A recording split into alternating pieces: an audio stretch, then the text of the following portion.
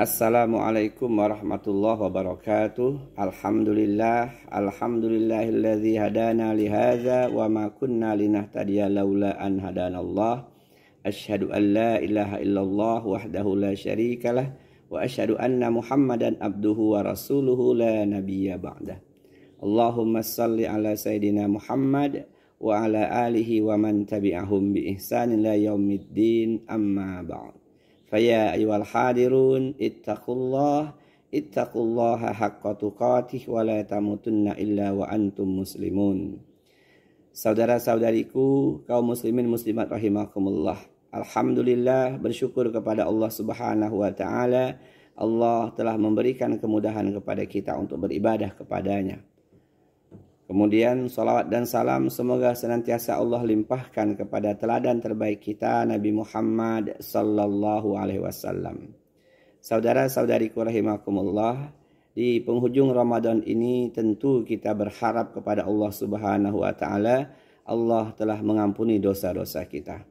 Kita yakin dan percaya apa yang disampaikan oleh Rasulullah Muhammad sallallahu alaihi wasallam, man shoma ramadana imanan wa ihtisaban ghufira lahu ma taqaddama min dzambi.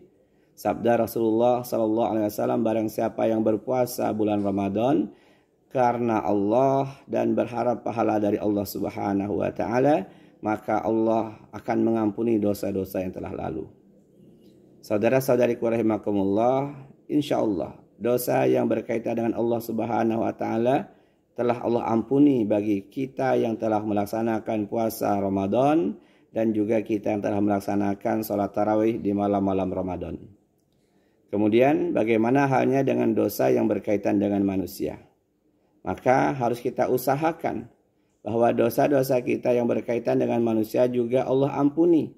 Dengan syarat tentu kita telah minta maaf, minta keridhaan, minta kehalalan kepada orang-orang yang pernah kita berbuat zalim kepadanya.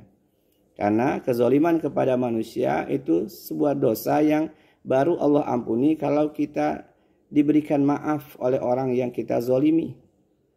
Rasulullah SAW bersabda dalam hadits qudsi, qala Allah tabaraka wa ta'ala, ya ibadi inni haramtu zulma ala nafsi wa ja'altuhu bainakum muharrama fala tazalamu.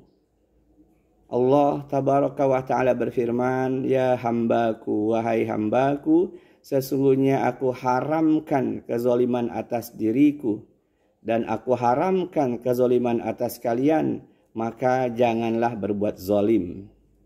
Zalim adalah sebuah dosa yang dilakukan kepada manusia, kepada Allah, juga kepada makhluk Allah yang lainnya.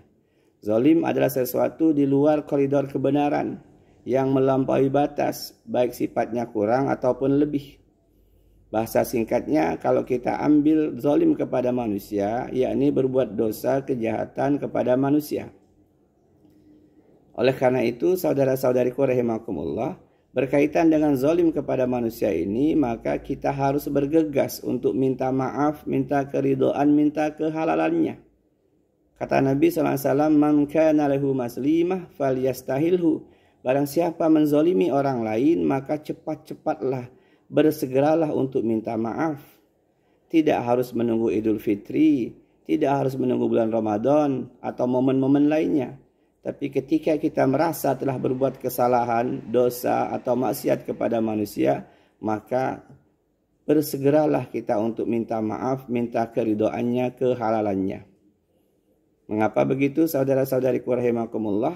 Karena dosa yang berkaitan dengan manusia ini di dunia saja pasti Allah berikan sanksi, hukuman atau azab.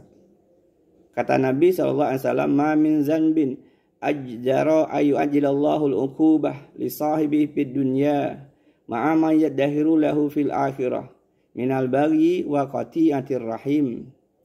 Nabi bersabda, tidak ada dosa ataupun kejahatan ataupun kezaliman yang Allah segerakan hukumannya, azabnya, sanksinya di dunia dan masih disisakan sanksinya, hukumannya, azabnya di akhirat, kecuali dosa yang berupa membuat atau berlaku zalim kepada manusia dan memutuskan tali silaturahim.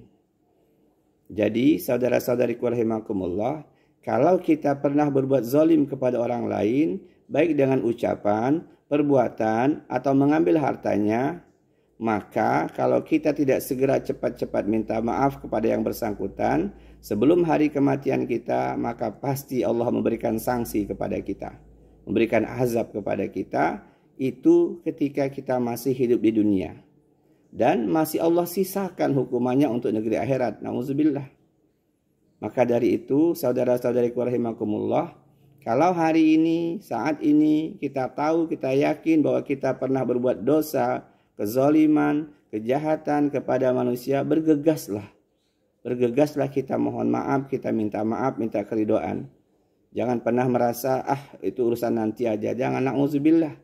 Karena dosa kezaliman kepada manusia, Allah berikan sanksinya ketika kita masih hidup sebelum tiba hari kematiannya. Hari kematian kita, apapun bentuknya. Kalau kita pernah memukul orang lain, maka pasti Allah akan berikan sanksi kepada kita di dunia. Bentuknya bermacam-macam yang terkadang kita tidak tahu.